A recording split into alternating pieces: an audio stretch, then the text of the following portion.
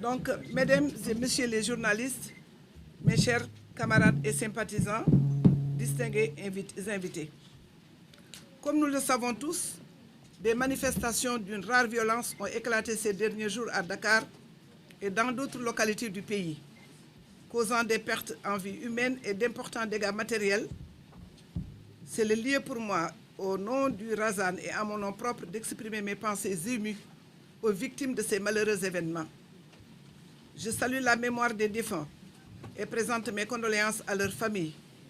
Je souhaite aussi prompt rétablissement aux blessés. Son Excellence le Président de la République, M. Macky Sall, fort heureusement, a pris la parole dans la soirée du 8 mars pour s'exprimer sur la crise que traverse le Sénégal. Dans son discours, il a fait preuve d'un grand leadership en appelant tous les Sénégalais au calme et à la sérénité.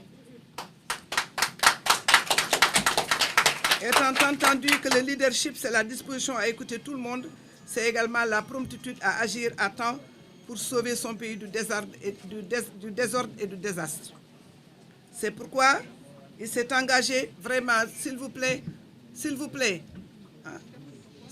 monsieur.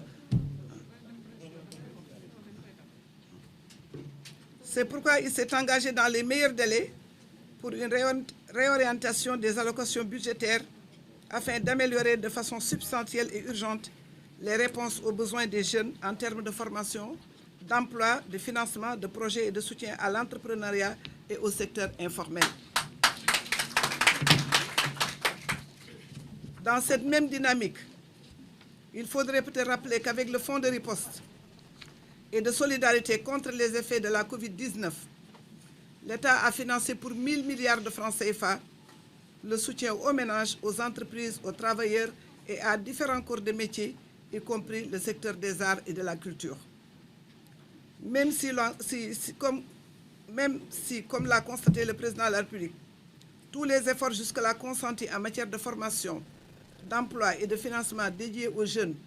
à hauteur de 60 milliards de francs CFA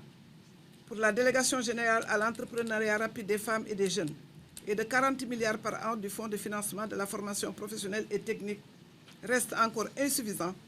Nous estimons qu'il est nécessaire d'aller vers une politique d'emploi des jeunes qui s'inscrit dans la durée. Les politiques d'emploi des jeunes ponctuelles et conjoncturelles ne régleront jamais cette épineuse question. Mesdames et messieurs les journalistes, distingués invités, chers membres du Razan. Razan, c'est le réseau des amis et sympathisants de Mme Aïda Ndiong. Le mérite de la démocratie, c'est qu'elle offre plusieurs ressorts pour vider les contentieux, et quelle que soit leur ampleur et leur nature. Mais quelle que soit sa force, la démocratie a besoin d'être renforcée, d'être créditée, d'être soutenue par les acteurs. C'est en tout cas le chemin que s'est tracé le Razan qui s'inspire du socialisme démocratique. Il est républicain et basé sur le débat d'idées. Nous prenons l'avènement d'une nouvelle forme de politique fondée sur la transparence, la bonne gouvernance et le développement juste et durable. Le Razan s'assigne aussi pour mission de créer les conditions pour aboutir à l'instauration d'une nouvelle forme de politique basée sur des idées, des programmes et un débat responsable. Le Sénégal est un et indivisible. Et comme l'a dit son Excellence le Président Macky Sall, rien ne l'importe plus que la préservation de ce qui forme l'âme de la nation, son cœur battant, sa source de vie et d'épanouissement, c'est-à-dire l'attachement aux valeurs de vivre ensemble dans la paix, la sécurité, la liberté, la démocratie, la tolérance et le respect de nos diversités. Il faut de part et d'autre, l'on s'efforce à renforcer la démocratie par des conduites de leadership au lieu de surfer sur les passions. Les passions humaines peuvent porter au pouvoir, mais elles ne peuvent nullement féconder les grands destins d'un peuple. J'ajoute aussi que le débat contradictoire mais civilisée dans une démocratie n'est même pas un choix, mais c'est une nécessité. Il en est ainsi, car la seule façon de solder les divergences de vues, à part la confrontation directe, c'est la délibération, l'argumentation des positions et des choix politiques. À défaut de cette culture de la confrontation des idées, il ne nous reste plus que celle des passions, dont l'issue malheureuse est connue de tous. Le Razan adhère sans aucune condition à la main tendue du président de la République. Sous ce rapport, avant que la mémoire ne se fossilise, je souhaite rappeler à ceux qui m'interpellent, souvent sur ma décision d'accompagner le président Macky Sall,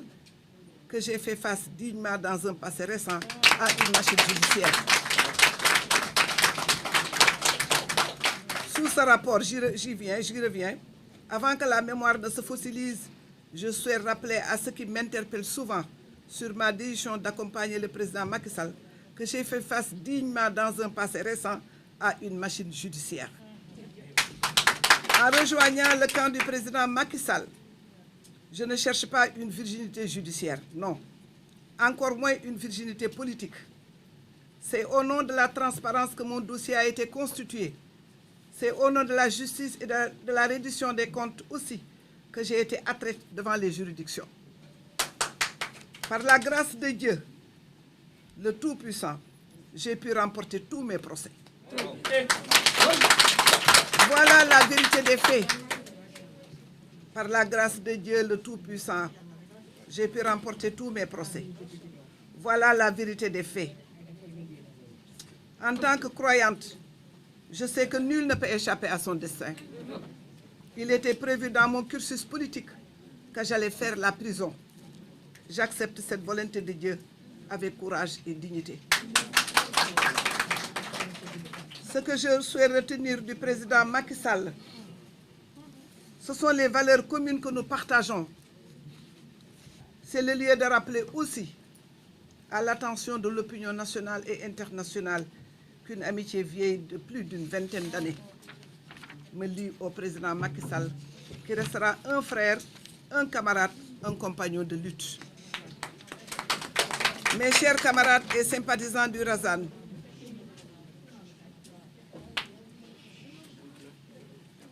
distingués invités,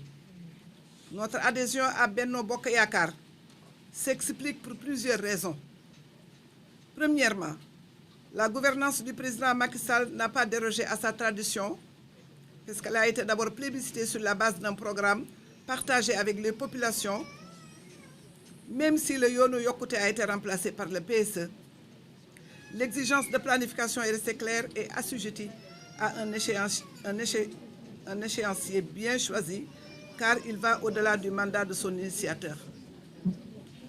Deuxièmement, sur le plan de la démarche purement politique,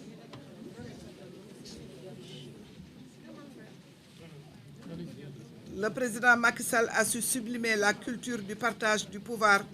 avec ses alliés et a réussi à porter cette conception altruiste de la politique à un niveau inédit. À mon humble avis, la raison est bien simple. Il a très tôt compris que la gestion solitaire du pouvoir est non seulement passée de mode, mais incompatible avec les exigences du développement et de la citoyenneté active.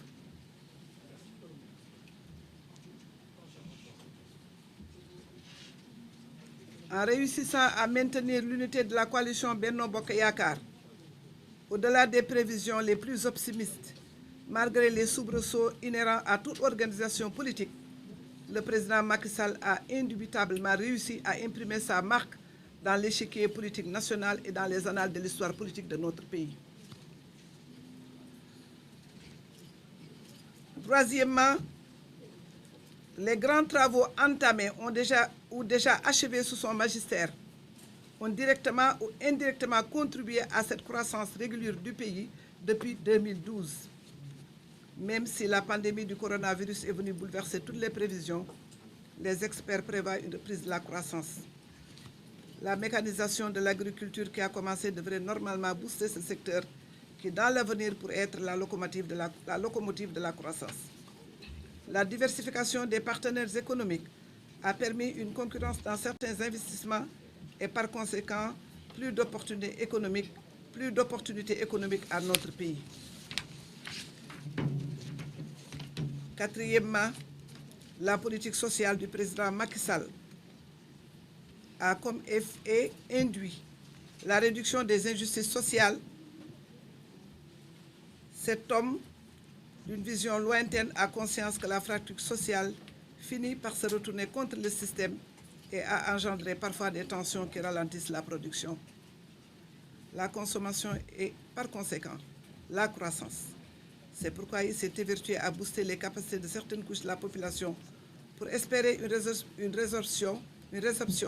de la pauvreté à travers la couverture maladie universelle, la bourse nationale de sécurité, etc. Car un pays où les populations sont pauvres et ne peuvent pas accéder aux soins de santé ne peut prétendre à la croissance, encore moins à l'émergence. Le Razan, fort de ses 150 000 membres répartis entre le Sénégal et la diaspora, tend la main à tous les partis et coalitions membres de Benno Bokk Yakaar. Nous venons d'apporter notre modeste expérience et notre part contributive dans le développement du pays pour l'édification d'une société prospère, démocratique, unie dans toute sa diversité et dans toutes ses sensibilités. À partir de ce jour, 1er avril 2021, le Razan rejoint la coalition Benno Bokk Yakaar comme membre actif pour le bien du Sénégal, notre cher pays. Je voudrais à présent me prononcer sur la récente actualité nationale et ceci dit, sauvegardons ce que nous avons en commun, la concorde nationale. Le Sénégal est un et indivisible. Si la démocratie consacre et sacralise le principe de la liberté de pensée et celle d'expression, c'est bien parce que sans ces deux principes, elle se vide de sa substance et se transforme soit en tyrannie ou en anarchie. Le seul espoir que nous avons de prémunir notre démocratie contre ces deux excès, c'est d'inciter les citoyens et les différents acteurs politiques à instaurer la culture d'un militantisme réfléchi et de choix politiques motivés par des jugements rationnels. Cette tâche incombe aussi bien aux hommes politiques qu'aux simples citoyens. Je vous remercie de votre aimable attention.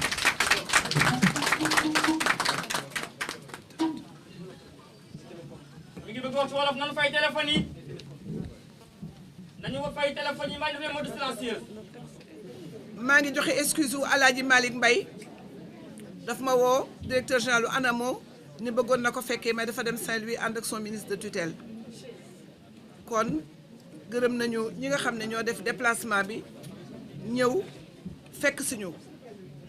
gannaaw bu ñu gërëmee le colonel Malick Cissé mi nga xam ne daanaka organisation bi yëpp vraiment dañu leen di ñaan nag ngeen arrêté wax ji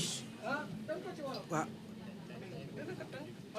maa ngi koy tënk ci wolof dañ may déglu dama doon nuyu ñi nga xam ne ñoo ma ñëwal ndax saa ñoom duma doon dara jaarakale sama doom ma nga nalee toog day snap donc maa ngi koy tënk ci wolof di leen nuyu di gërëm ñëpp di sant ñëpp ndax xam ngeen li fi xewoon ci fan yi passé muy histoire yu grave yi fi am nga xam ni wax fa dëgg yàlla Sénégal gëj na xam lii bu yàgg li ci yàqu ak ñi ci yàqule ak ñi ci faatu kenn xamul lu mu toll ñuy ñaan yàlla lii yàlla bu mu fi amati parce que ay du yem ci bopp borom di ñaanal ñi nga xam ne ñoo fi jóge yenn yàlla xaare leen àjjana te ñuy ay ndaw di xale yu tuuti yu xamul dara ma riirandoo bi rek tax leen ñu bokk ci ba dogalu yàlla ñëw ci seen kaw mais nit mënul weesu bésam li wala fi di wax naan ku bëgg a weesu sa bés sa day ñaaw jaamu yàlla ak jullit nun noonu rek la ñuy raisonner ñuy jaale seeni njaboot di jaale seeni famille bokk ak ñoom naqar wi Razan lu mu mën def na ko surtout au niveau de la Casamance. François Correa ànd na ak délégation bu fa nekk muy ñoom Youssou Dieng nga xam ne en Casamance Razan dafa bare doole macha allah dem nañu ci famille yëpp dem nañu Bignona dem nañu Mulomp dem nañu Ziguinchor dem nañu ba Sédhiou fu fa néew nekk rek ñoom dem nañ fa représenter Razane pour jaale famille yi parce que Sénégal nun noo ko bokk benn bopp la kenn mënu ko xar ñaar. Président Macky Sall nag comprendre na mbir mi teel ndax bi nit ñi naan dana wax du wax ak dana wax dafa ni tekk xool situation bi analyser ko ba xam fu muy jaar wax ak réew mi wax ak peuple am ak vraiment indi discours u jàmm ak salaam indi wax ju rafet joo xam ni ku ne mën na ko dégg ci ku bëgg a dégg xaw ma nag ku tax ndax gaynde gu tax moom loo ko waxee du ko dégg ñaan yàlla ci discours am ni bu doon sagom Sénégal jàmm rek moo fi am désordre du fi am xeex du fi am ba ay bakkan di fi faatu kooku kenn ñaanu ko yàlla mais nag yàlla lu mu tudd kenn mënu ci dara ñuy ñaan yàlla encore une fois de plus loolu yàlla bu mu fi amati ah li fi xew aussi muy coronavirus bi xam ngeen ne dafa impacté ci lu bare dafa yàq économie réew yu bare man il y a un an j'ai lu une note confidentielle du Quai d'Orsay bu ñu doon signaler que ni bu Covid bi amee un an dina am lu mu jur dans beaucoup de pays finalement du rek Sénégal de man France laa jógee barki démb am naa fa 15 jours mbedd yi y a pas âme qui vive ak France ni mu mel bëggatuma fa woon dara lu dul ñibbi rek ndax nit ñi génnatuñu dematuñu commerce bi dafa tëj daara ubbiwul foo bëgg a dem ñun la fan nga jëm dama réccu sax li ma fa doon jaar bu dul woon soxla ak soins médicaux duma fa jaar kon nit ñi war nañu xam ni crise bi du Sénégal rek crise bi waxuma sax duma ni dama naan c'est mondial parce que partout dans le monde les gens ont des difficultés il faut que les gens le comprennent gouvernement yëpp am difficulté du Sénégal rek moo am difficulté nañu ko muñ rek te julli di ñaan yàlla suñu borom rek yàlla mi nga xam ne dara tëwu ko ku mu may sa bakkan nga fekkee yàlla mën na am ne lii daan ko rappelé wu ba fàtte ka te yal na nu ko yàlla defal.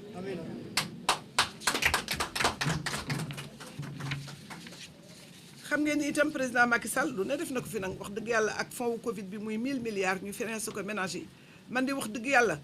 man xam naa ni kenn du ma jox yooyu sax waaye am gis naa ñoo xam ni ah sant nañu yàlla baax parce que am nañ ci seen i saaku ceeb am nañ ci seen i dëwlin wax dëgg yàlla dundal nañ ci seen i njaboot pendant 1 an dafa fekk rek nag kenn ku nekk wax dëgg yàlla lu gën nag yaa ko mën defal sa bopp waaye xeeb baaxul nanu ñaan yàlla rek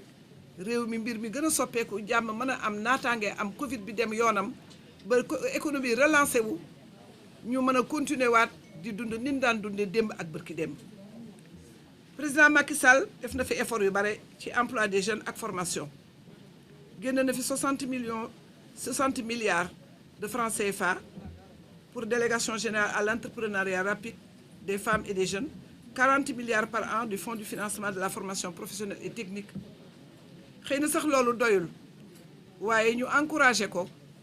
encouragé gouvernement am pour mu dolli xam nga mbir tey mu sotti tey mënta nekk parce que yàlla sunu borom même lu muy def daf koy programmer yàlla lu muy def daf koy programmer kon nanu muñ rek te julli di ñaan yàlla sunu borom yàlla soppi jamono ba économie man développé waat ba nit ñi coono gi ñu nekkee yàlla mën ko fànq gouvernement mënu ko fànq lii yàlla rek moo ko mën a faj jaamu yàlla bu julli na nga ñaan yàlla ni lii nuy vivre ci àddina bi yan na ko yàlla teggi ci kàttanam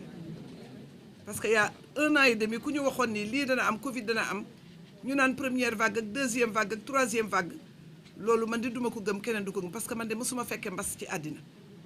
ñu bare fii itam xale lañu mësuñu fekkee mbas astama man mi nga xam ne maa leen mag mais nag am na fi daan na fi am mag gi fekkee nañ ko dañ koy nettali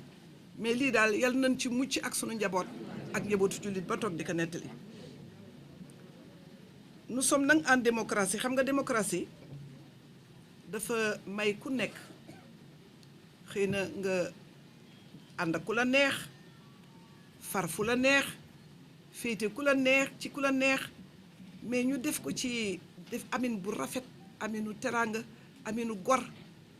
xuloo bañ am xeex bañ am saaga yi ñuy saaga nit ñi ci réseaux sociaux yi dama xamul lan moo ko jar ci àddina yow nit mag la ba mën la jur wala muy sa mbokk parce que bokku leen fu ngeen jëmu rek lu la neex nga wax ko ko lu la neex nga yekk ko ko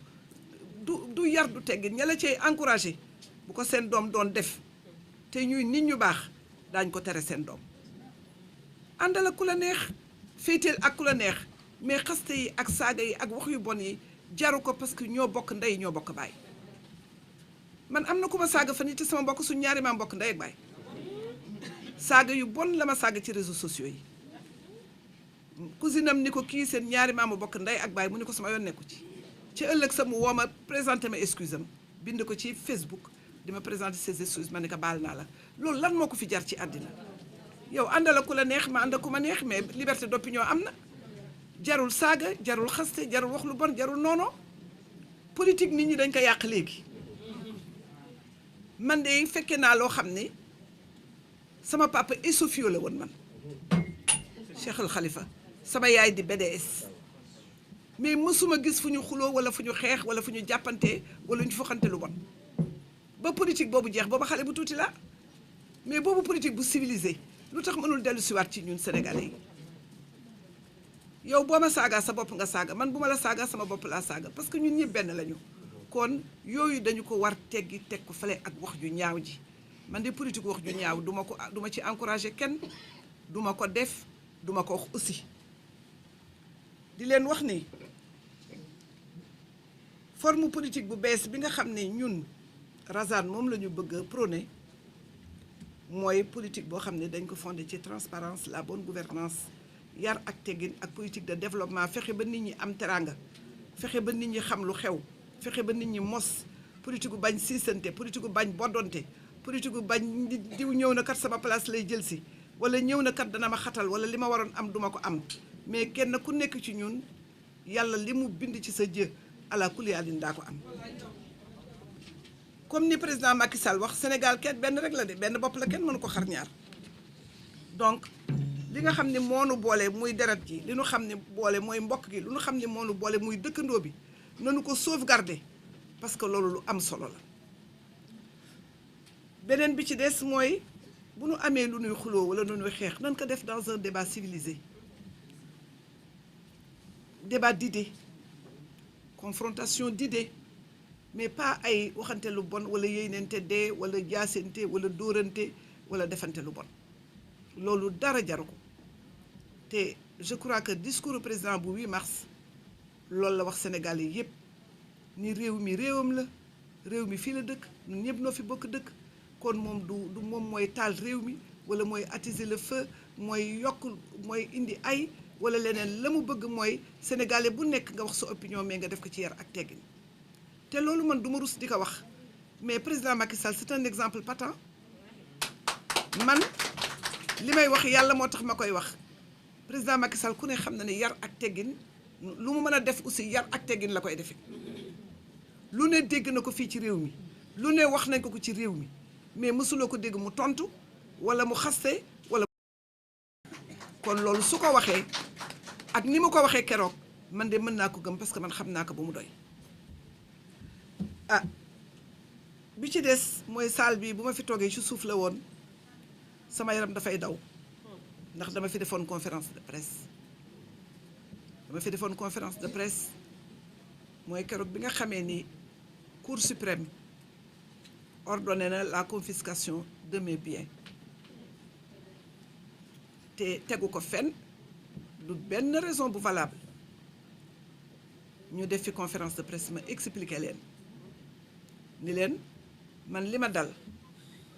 góor bu mu daloon sax nga saalit keroog bañ may convoqué gendarmerie xaw ma woon lu xew yàlla seede na ak yonent ni xaw ma woon biñ may convoqué man lan laa def ma jaaxaloon parce que man bokkuma nat man du ma leb du ma ab du ma ñaan amee lu ma banque amee lu ma kenn dara ku ne yàgg nga ma dégg ci politique mais mosuma dem police mosuma dem gendarmerie mais dama dem wuyu ji ak yar ak teggin mënoon naa amate l'opinion mënoon naa woo waa Waalo ñu indi ay car mënoon naa woo waa HLM ñu génn mënoon naa woo waa Castor mënoon naa woo waa Jëppal mënoon naa ku ne ma téléphoné la ñu fees dellu koon ci buntu gendarmerie ba xëy na koon dina metti ndax fii réew mi ñun ñëpp noo ko bokk te ku ne am nga mbokk am ngay xarit waaye dama dem wuyu ji ak yar ak teggin bi ma demeet wuyu ji gendarmerie ñu déféré ma au parquet mais dama dem wuyu ji ak yar ak teggin bi ñu ni ma dañ lay tëj kaso isam dama gëm dogalu yàlla nii lii dogal la bu amoon ci man waaye am naa ngor ak muñ gu toll na amul kenn ku ma fa mas fekk ba nga ni kii kat yëg na kaso bi lu dul boo fa demee da nga naan kii kat dama xamul ndax am na deret wala ndax nit la parce que Marie Guèye ngi nii moo fa dëkkoon guddi ak bëccëg moom ñoom Ndiaye Mbaye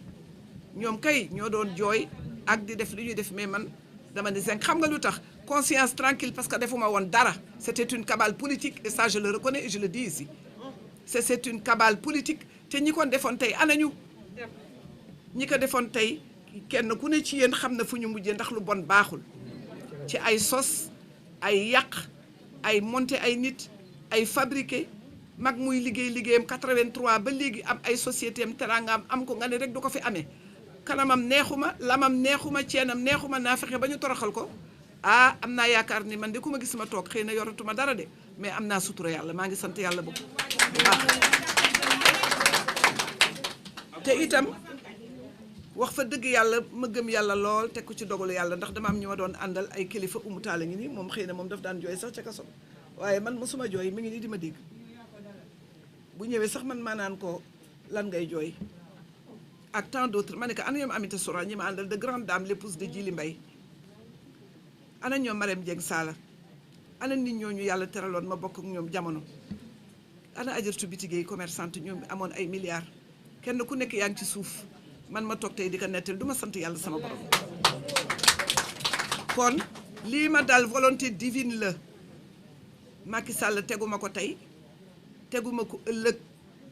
ndax du yàlla du yonent président de la république rek la yàlla mooy dogal ci jaamam kon ñiy laaj naan waaw Aïda Ndiongue di ma saaga sax ci réseaux sociaux yi di ma téléphoner anonymement transhumé na buy yàgg mais transhumance pourquoi nit ñi naan transhumé mais président Macky Sall fu mu bokkoon du agi la njëkke woon jóge fa dem ci Ablaye de créer politique am waa parti socialiste coalition bi ñu def àndandoo ak Macky Sall dañu bàyyi seen parti dem ànd ak Macky Sall le doyen Ndiaye et les autres dañu dem ànd ak Macky Sall mais parce que c'est des républicains liggéeyu réew mi moo leen ñor ku réew mi ñor Sénégal ñor la président de la république bu fi nekk te bëgg a liggéeyal réew mi nga dem ànd ak moom liggéey loolu moo tax Razane bi nga xam ni maa ko jiite tàllal président de la république tàllal ñu loxo ñu àndandoog moom di ko jàppale dugg à partir tey ci biir Benno Bokk Yaakaar te itam di seedeel mbooloo mi fii nii dañuy ñaan yàlla rek Covid bi jeex ñuy ñaan yàlla may ñu wér ndax wér gu yaram ku ko amuloo dara ñaan yàlla may ñu gudd fan ba ñu mën a sillonner tout le Sénégal bu boobaa daañu xam ne le Razane nouveau est bien arrivé. maa ngi sore nag sax bala may sore tuuti ci sama ànd ak Macky depuis 20 ans dama am sama rakk yu fi nekk muy Pape Sadio Thiam ku ne xam na Pape Sadio Thiam ana Pape Sadio ku ne xam na Pape Sadio Thiam papaam ak Ibader Thiam professeur Ibader ñoo bokk ndey ak baay keroog bi nga xamee ni dégg na ni maa ngi def Razane dafa ñëw àndandoog man àndandoo ngor àndandoo mag ak rakk àndandoo bëgg ma di sama rakk taxaw ci sama wet guddi ak bëccëg Kaolack gi mu dëkk dimanche la fa jógee ma nga doon réunion ak ay nit di ma laaj ay carte pour yóbbu ko samedi pour dem implanter Razane ak Kaolack bien que Razane am na Kaolack bu baax a baax a baax ay enseignants ko fa yore ma ngay dox depuis 3 ans ou 4 ans ñi ngi jaay seen carte kon ku mel noonu ci man te di sama rakk taxaw ci sama wet bu ñëwee dinaa ko gërëm naa ko sant ma am beneen doom muy Al Assane Ba muy journaliste ca TFM mais di sama mbokk parce que man pël laa waalo laa tukulóor laa ñu taxawuma lool kon bu ma taxawee fii war naa leen mën a gërëm sant leen parce que waa góor dafay yokk nit ngóora nit bu fekkee juruloo ko jënduloo ko moomuloo ko te yow looy def mu ñëw taxaw ci sa wet joxuloo ko añ joxuloo ko reer il le fait vraiment spontanément ak mbaax mënuloo lu dul bu mbooloo mi taxawee nga ne ko jërëjëf parce que loolu dana ko yokk courage. man nag dama ànd ak président Macky Sall bu yàgg 2000 laa ko xamanteeg président Macky Sall par le canal ndeysaan de feu Chérif Samsidine Aïdara bi nga xam ni moo nekkoon Mahmouda nekkoon presque conseiller Abdoulaye Wade ce même Macky Sall qui était à Petrosen moo àndandoog Chérif Samsidine ak Landing Sané l'ancien ministre Landing Sané di ma démarché pendant 2 mois ma bañ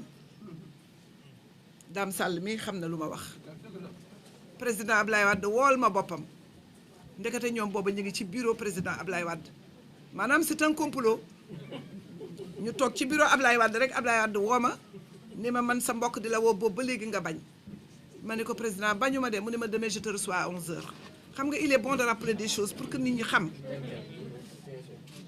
fi ma wuyoo téléphone bi ñu ni madame Kane ku ñu wax madame Kane woo ma ni ma ne quittez pas avec monsieur le président de la république ma wuyu keroog baal leen ma xale yi dama am jaare parce que dama tiit dama am colopathie parce que Ablaye Wade moo ma woo ma tiit te man jot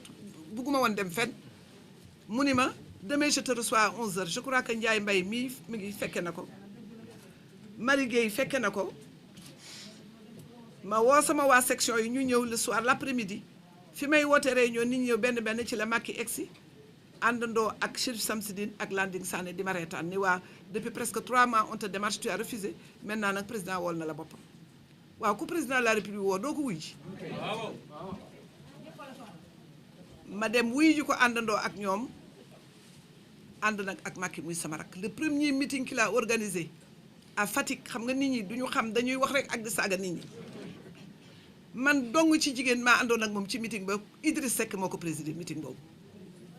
keroog jooju lañ ko doon def président de la convention régionale de Fatick bi ñu jógee ci meeting bi ñu jaar këram fekk yaayam ci buntu kër gi mu sol bassin bu weex ñu wàcce ci sama oto moom mu wàcce ci otoom ñu ñëw nuyoo yaayam ni ko kii mooy kan mu ne ko kii mooy Aïda Ndiong mu ne yii kam Aïda Ndiong ma defoon moom ku jigéen bu mag la moo doon keek ak aram jéen keek bu métti bi Aïda Ndiong xale bu tuuti la nii président Macky ni ko Aïda dafa sob rek yaay mais xale bu tuuti la mi ngi nii mu ne ko ana jigéen ñi nekk PDS mu ne ko kenn ñëwul moom rek ñëw mu téye loxoom téye sama loxo maa ngi koy rappelé Aliou Sall démb ni ko Macky mu ne ko Aïda Ndiong bi kat na nga ko jàpp ko muy sarak sa mag ci la ñu ànde ba ñu def ko sous directeur Petrosen ñu ànd mi ngi may dégg ndax renseignement yaa ngi fi ñu def ko directeur Petrosen ñu ànd ñu def ko ministre de l'énergie et des mines ñuy ànd ñu def ko ministre d'état ministre de l'intérieur ñuy ànd ñu def ko premier ministre ñuy ànd ba ni mu teqale ko ak président Ablaye Wade ba muy teqale ko ak président Ablaye Wade nag woowuma demuma dama toog ak président Ablaye Wade parce que président Ablaye Wade defuma dara dafa am fu ma teg am considération bu mu am ci man jàpp ma bëgg ma fonk ma ànd ak moom ba mu jeex te fu ma tolloon dama koy wax dama koy gërëm di ko sant fu ma toll président Ablaye Wade fu ma toll dama koy gërëm di ko sant je ne varie jamais dans mes déclarations sama déclaration bi ma fi defoon en 2015 ou 2016 bu ngeen ko reprendre ci YouTube lii rek laa waxoon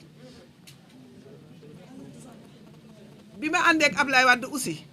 ba dogal bi egsi ci sama kaw ah Aliou na egsi ah tànk leen Aliou Sall egsi Aliou Sall ñëw na tuwaat Aliou Sall ñëw na tàccu leen ne Aliou Sall ñëw na doomi nday Macky tuwaat Sall ñëw na sama yaram moo ñëw na tàccu leen Aliou Sall ñëw na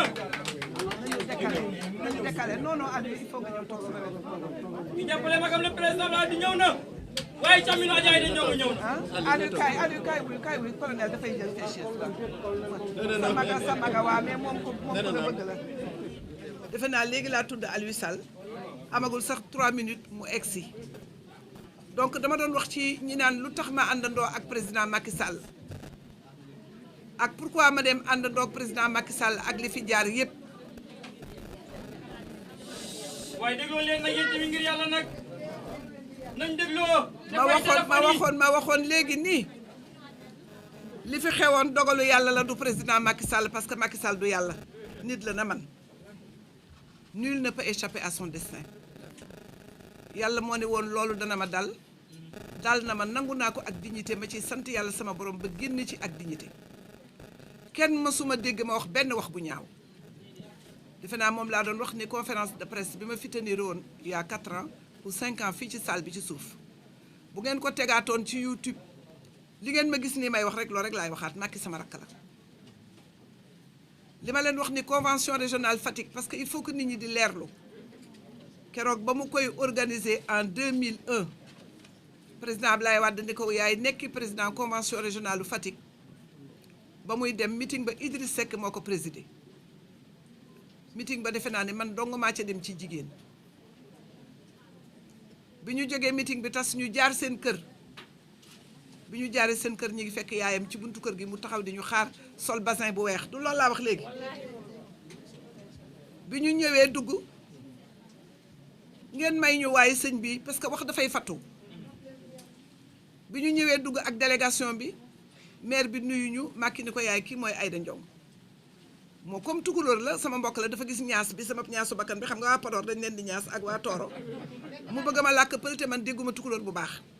mu ni Macky kam kii mooy Aïda Ndiong mu ne ko waaw mu ne ko Aïda Ndiong ma defoon mag la moom ma dégg rajo bi muy xeex ak ay arab jiyéen di xuloo ak arab jiyéen Aïda ndeketi xale bu tuuti la Macky ni ko yaay dafa sob rek mais mi ngi nii xale bu tuuti la yaayam ni ko ana jigéenu PDS mu ne ko Aïda rek laa àndal yaayam téye ci loxoom téye sama loxo duma ko fàtte ba léegi basin bu weex la sol bés bu ne ma rappelé ko Macky basin bu weex bu rafet la mer bu kumbati mboo sol téye sama loxo téye ci loxoom ne ko kii kat na ngeen jàppante pour toujours loolu laay xoolee Macky ba léegi ndax man benn baax laay seeti laay jàppee nit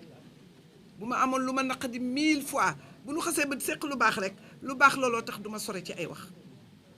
muy sama rakk nag ndax ku ñu tëj kaso ma mën ko seede tey ñu ne yaa ko tëj kaso nga dem ci suuf di jox dépense këram kooku yaa ko tëj kaso est-ce que du dogalu yàlla est-ce que yéene na ma kaso yéenewu ma ko dogalu yàlla moo ñëw ci sama kaw c'est mon destin comme je l'ai dit ñi ko fomenté woon nag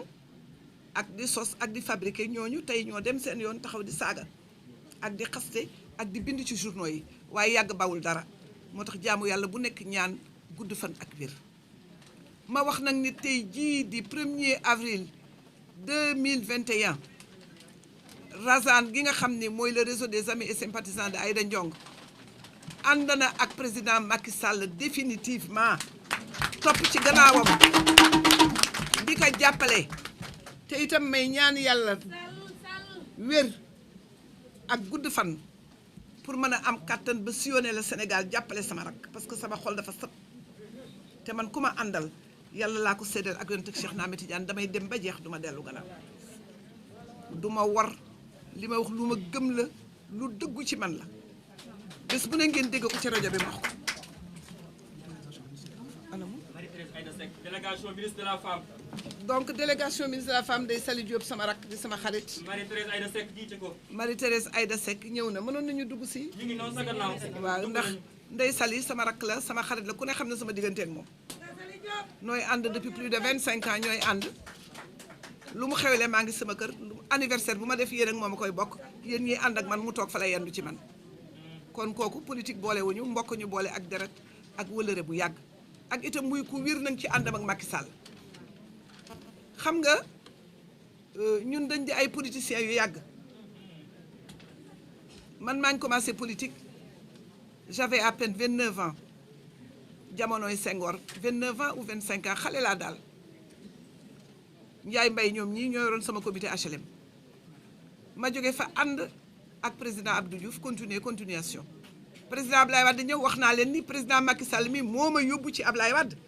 kooku bis bu ne wax ko moo tax ñiy laam-laamee sama diggante ak Macky Sall pour ñu xam ne sama diggante ak Macky Sall dafay yàgg ndax ñaar fukki at ku ko ànd ak nit ak benn ànd ba yàgg na ñu bare dañu may mere sax waaye dama leen di wax ni parce que da ngeen xamul nit bu xamul dafay noppi rek ndax sentiment yi ma am ci moom moom la am ci man. Macky du ma wax Aïda Ndiongue maire la may wax, Aliou Sall sax maire la may wax ndax ñoom Mame Biram mi nga xam ne mooy seen mag di borom këru Baxaw moo may wax maire ak ñoom Baxaw te Mame Biram moo ma mag mais maire lañ may wooyee. mais Macky maire la may wooyee, Marème Faye jabaram maire la may wooyee, Aliou Sall mi maire la may wooyee.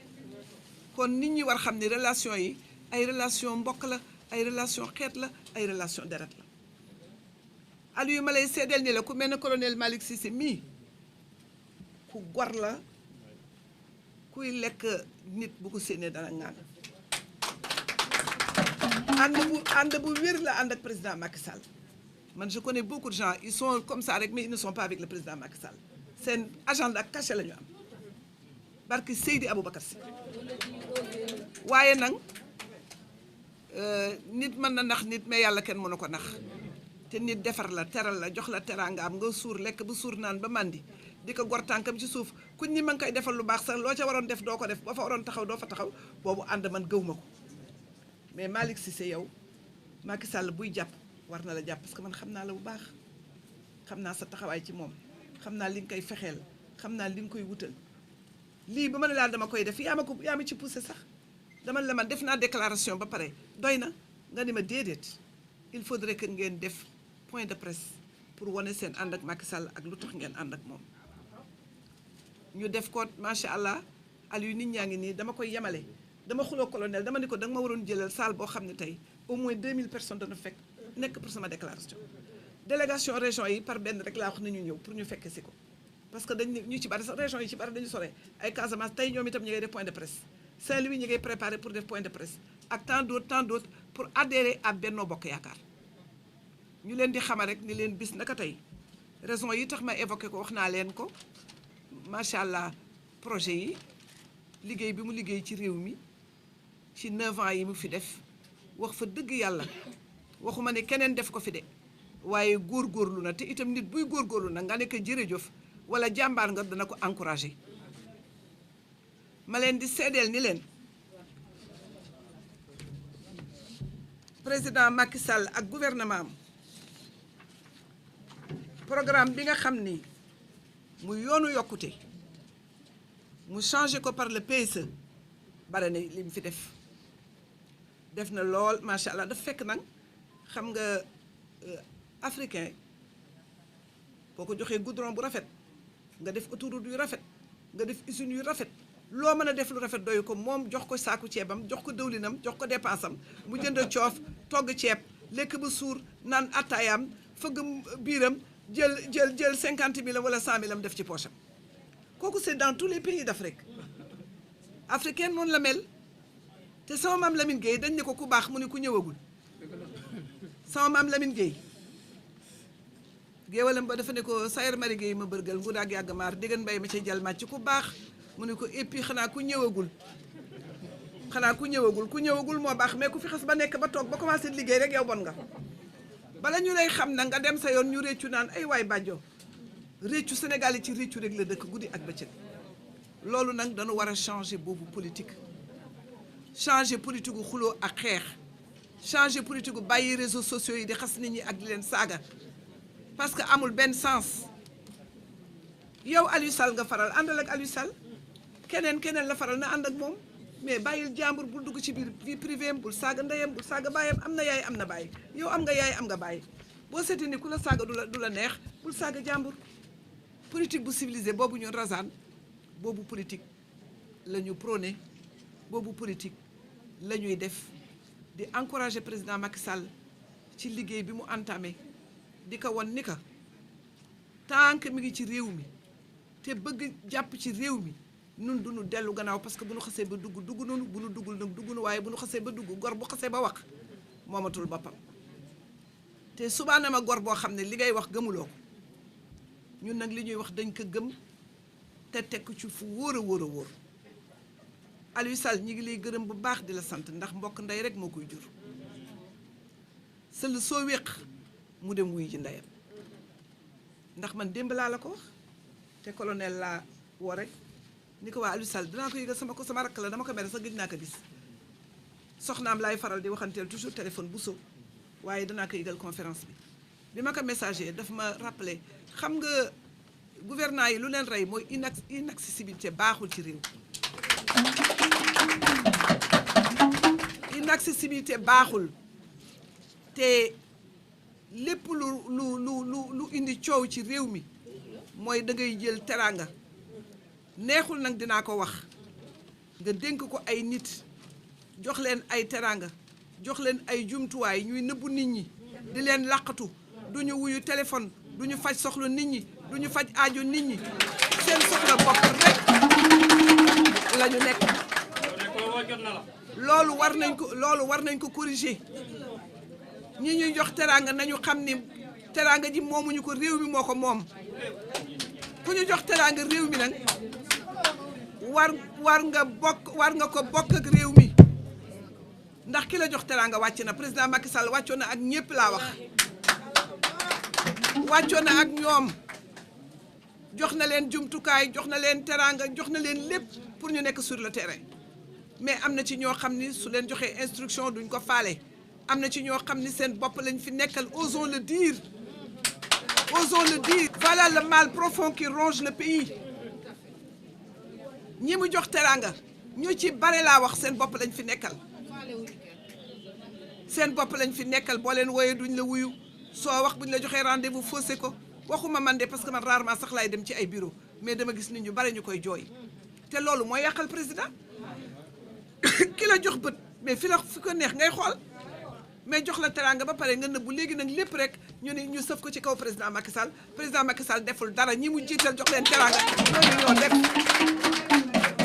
ñooñu ñoo def loolu nag la ñu war a séeréel nit ñi ba mu leer président Macky Sall bi mu fi ñëwee 2012 ak tey lu mu mën def na ko lu mu fekkoon yokk na ko ku iñaanul da nga koy wax li may wax toujours nag ku bëgg lu gën ci sa poos yaa koy liggéeyal sa bopp loo bokk ñëpp nga bokk ko ak ñëpp ñi ngi leen di gërëm ñi ngi leen di sant colonel je crois que qu'est-ce que tu voulais dire colonel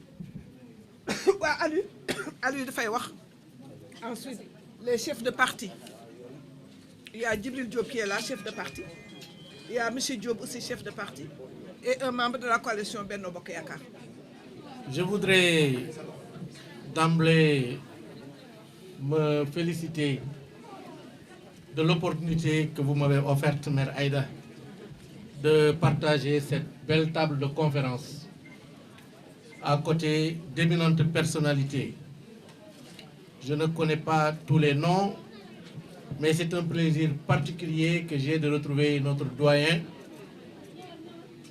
souteneur très discret mais très efficace du président de la République, le colonel Cissé. Je vous remercie très sincèrement de votre action permanente, intelligente et efficace. Machallah. Je voudrais aussi saluer une grande sœur, une grande dame, Oumou Salamata. Sa présence à elle seule garantit la prestance de cette cérémonie. Mais c'est au moment de prendre la parole que j'ai aperçu mon grand frère à moi, Babacar Gaye. Babacar Gaye, qui est un acteur politique d'un engagement redoutable, d'un courage reconnu et qui, aujourd'hui, aux côtés du président de la République, donne du tonus à cette démarche qu'au sein de Benno, mais aussi au-delà de Benno, nous voulons tous donner à la marche du pays. Madame la Présidente, Madame la Sénatrice, votre adhésion aujourd'hui, je salue évidemment tous les membres de Benno Bokk Yakaar ici présents, ainsi que les personnalités politiques non alignées. Madame la Sénatrice, votre adhésion ou l'officialisation de votre adhésion en ce jour mémorable est triplement salutaire. Elle est salutaire simplement, d'abord, parce que tout un chacun voudrait être accompagné de Aïda Ndiongue.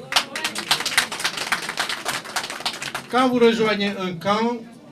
vous rejoignez ce camp en augmentant la capacité d'action, la capacité de mobilisation, mais aussi la capacité de riposte. Ce n'est pas pour rien que l'autre qui a pris la parole vous a appelé tigresse. Donc, votre présence est un plus que nous saluons. Mais votre présence est un plus aussi parce qu'elle intervient à un moment où les plus fébriles peuvent avoir des doutes. Et c'est en cela que cette déclaration d'adhésion,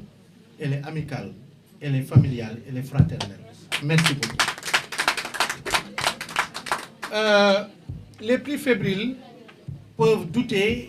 quand il y a des moments de reflux, parce que dans la vie, il y a des moments de flux et il y a des moments de reflux. Il se trouve que ces dernières semaines, ces derniers jours, il est arrivé au Sénégal une crise dont les formes n'étaient pas attendues, telles qu'elles se sont manifestées. Une crise qui s'est donc, je me répète, manifestée avec une violence inouïe, avec une rapidité étonnante. Et vous l'avez dit, d'autres l'ont aussi dit, c'est en ces moments que certains ont démontré qu'en réalité leur soutien au président de la République n'est que de façade, ou en tout cas n'était pas tout à fait très ça, pour parler le langage de la rue. Mais en ce moment, on pouvait s'attendre à ce que tous ceux qui souhaitaient soutenir le président marquent un peu le pas. Vous avez accéléré le pas parce que vous êtes une sœur. Vous avez accéléré le pas parce que vous êtes courageuse. Vous avez accéléré le pas parce que vous êtes intelligente et vous avez compris que cette direction que le Sénégal a prise depuis que Macky Sall est à sa tête est la bonne direction pour notre pays et pour les populations sénégalaises en général. Et donc en cela aussi, votre présence est salutaire. Votre présence est salutaire parce que vous êtes une très grande mobilisatrice.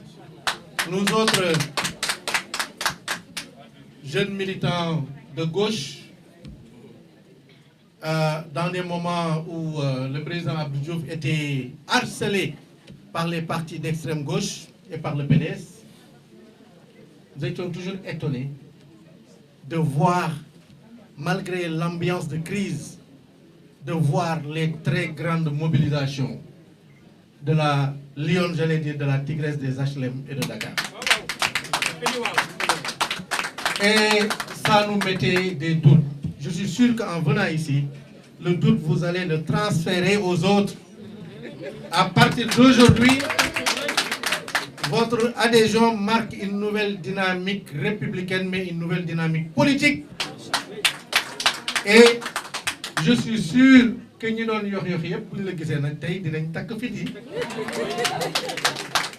parce qu'en réalité, il n'y a aucune raison de douter. Je l'ai dit, parfois dans la vie politique, il peut y avoir des crises. Mais les fondamentaux économiques sont au vert, je puis dire, étaient au vert jusqu'à l'avènement de la crise de la Covid, qui est une crise mondiale. Jamais dans ce pays, on a connu un taux de croissance autour de 6% pendant plus de 6 ans. Jamais dans ce pays, on a connu un rythme de réalisation d'infrastructures structurantes. Je vais citer les autoroutes, certains ponts structurants, etc. Jamais dans ce pays, on a atteint des performances aussi visibles dans la production agricole, que ce soit la production céréalière ou la production d'arachide. Jamais dans ce pays, l'action publique n'a été autant solidaire à travers la couverture maladie universelle, entre autres initiatives sociales majeures prises par le président de la République. Il n'y a donc aucune raison pour nous autres qui avons choisi de l'accompagner de douter de la pertinence de son choix.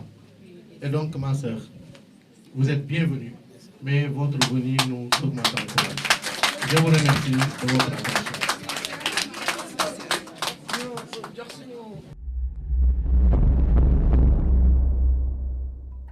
cheetetetet mais yow sa waay yow fu ñu la fekk yaa ngi ci kanamu ordinateur bi wala sa kanamu tablette ba sa téléphone portable lu xew mais damay lire ay information waaw xoolal boo bëgg am ay information yu leer nañ et en temps réel duggal ci www.senegal7.com ay information yu wóor man de maa ngi application Sénégal 7 lépp lu xew dama koy jot ci sama téléphone ci tàng bi te nag application Sénégal 7 am ko yomb na da ngay dugg ci Play Store wala Apple Store nga télécharger ko rek xam li xew ci réew mi ak la xew ci bitim réew te nag dara du la ci umpu. Vous voulez des informations en temps réel? Cliquez sur www.senegal7.com. Sénégal 7, le roi de l'information en temps réel.